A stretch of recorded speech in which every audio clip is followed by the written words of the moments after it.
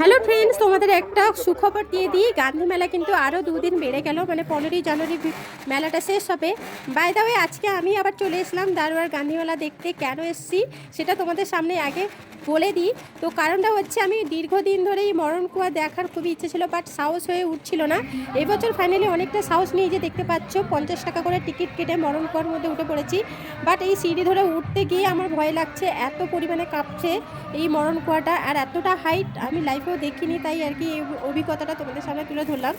সামান্য মরণকুয়াতে উঠতে ভয় লাগছে, তাও দেখতে তো অর্ধেক টাইমটা দেখেছি, বাকিটা আমার মাথা ঘোরাচ্ছিল।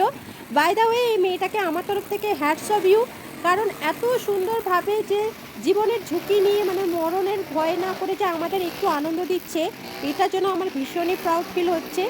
তো চলো আগে দেখে নাও এই মরণ কুয়াটা, তারপরে আসছি কথা বলতে শেষ পর্যন্ত কী হলো সেটাও তোমাদের সামনে তুলে ধরবো।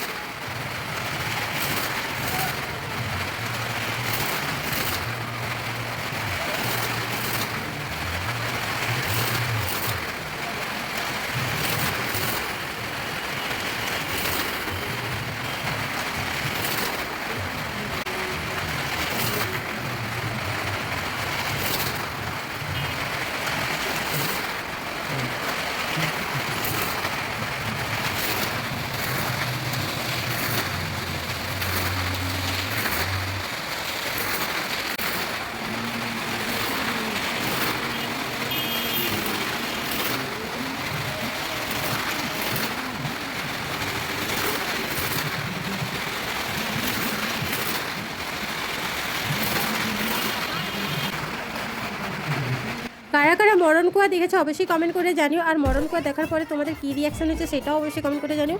আমার তো অবস্থা খারাপ, দেখতে পাচ্ছ আমি নামতেই পারছি না, মাথা পুরো টন করে ঘুরছে।